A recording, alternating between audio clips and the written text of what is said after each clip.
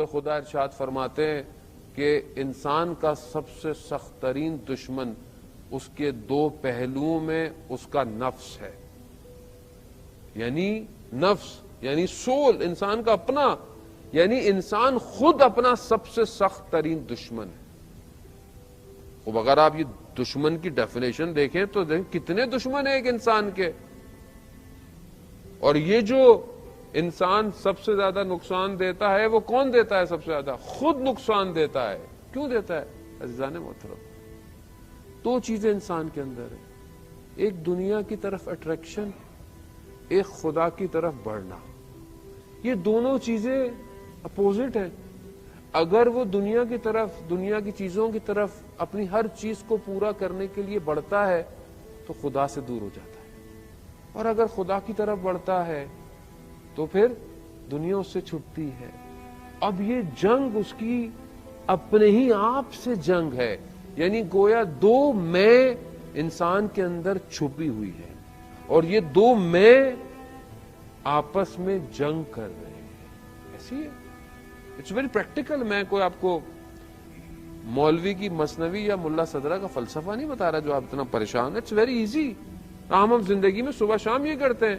خوب آپ صبح اٹھتے ہیں، سردیاں آپ کے یہاں ہو رہی ہے ماشاءاللہ، خوب سردی ہے، نیند آ رہی ہے. جوان بزرگ تو ماشاءاللہ نماز عبادت گزار، تہجد گزار ہے. میں جوانوں کی بات کر رہا ہوں. ابھی جوان رات کو سویا ہے، دیر سے سویا ہے، جو بھی سویا ہے، اب صبح فجر میں اٹھنا ہے. جنگ، نماز واجب ہے، پڑھنی ہے، نیند بھی آ رہی ہے، بستر بھی گرم ہے. ابھی ایک جنگ ہے. کس سے کر رہا ہے؟ کوئی تھرڈ پارٹی ہے جو اس کو روک رہی ہے؟ ہاں، خود اپنے آپ سے جنگ کر رہا ہے. کوئی چیز دیکھ رہا ہے جو ناشائستہ ہے، غلط ہے، نقصان دہ ہے آنکھوں کے لیے، نفس کے لیے، مگر اندر سے وجدان کہہ رہا ہے کہ نہ دیکھو، خدا ناراض ہو جائے گا. کس سے جنگ کر رہا ہے؟ اپنے آپ سے جنگ کر رہا ہے ہر روز. عزیزان محترم، ہم کیسے خدا کی طرف بڑھیں؟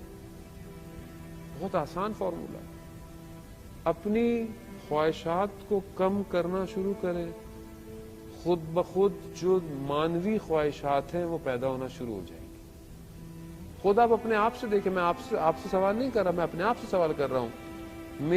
میں شب میں، ہفتے میں، ایک ویک میں کتنے دن رات کو گریا کرتا ہوں؟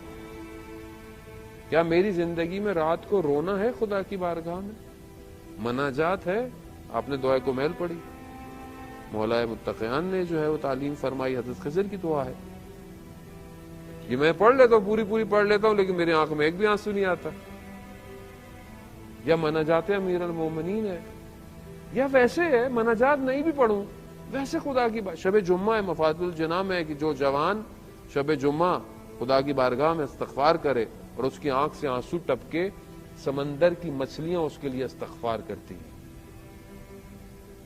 تو یہ گریا میری زندگی میں ہے یا نہیں ہے؟ میں دیکھتا ہوں نہیں ہے. کیوں نہیں ہے؟ کیونکہ میں دنیا میں جس چیز کو دیکھتا ہوں دیکھتا رہتا ہوں. جو کھانا ہے کھا لیتا ہوں، جو سننا ہے یعنی گویا میں دنیا کی ہر چیز کو آکوپائی کر رہا ہوں. دنیا دار ہو گیا. اگر میں اس کو تھوڑا تھوڑا کم کروں تو مجھے محسوس ہو کہ شب میں رات کو اٹھ کر 2 رکعت نماز پڑھنے کی لذت کیا ہے، خدا کی بارگاہ میں سجدے میں گریہ کرنے کی لذت کیا ہے. تذکرۃ الاولیاء میں عطار نشاپوری جو ہے وہ ایک لوہار کا واقعہ لکھتے ہیں. بڑا عبادت گزار تھا، پرہیزگار تھا. ایک لڑکی آئی، کنیز تھی، اسے دیکھا، اس کو عاشق ہو گیا. اب ہر چیز کرا لیکن اس سے نہیں مل پایا.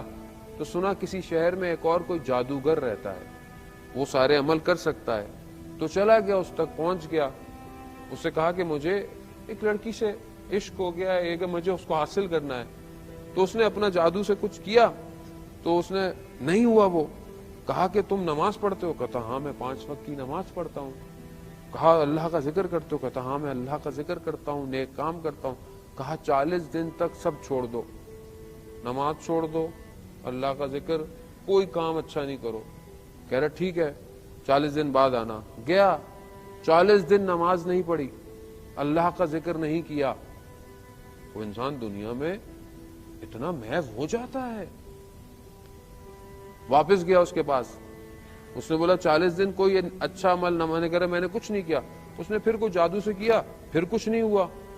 کہا تم نے سچ کہا کہ تم نے 40 دن نماز؟ کہہ رہا نہیں میں نے نہیں پڑھی ہے.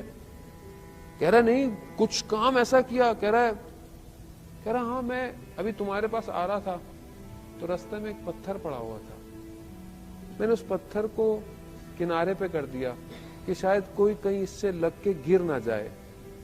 تو جادوگر نے اسے بولا جاؤ تم یہاں سے چلے جاؤ. کہا کیوں؟ کہہ رہا ہے وہ 40 دن تم نے نماز نہیں پڑھی, ذکر نہیں کیا, مگر پھر بھی خدا تمہارے قدموں سے تمہیں بچا رہا ہے. خدا اتنا مہربان ہے. خدا تو موقع دیتا ہے کہ کوئی ایک جگہ پر یہ آ جائے, کوئی مشکل سے, کوئی بیماری سے, کوئی پریشانی سے,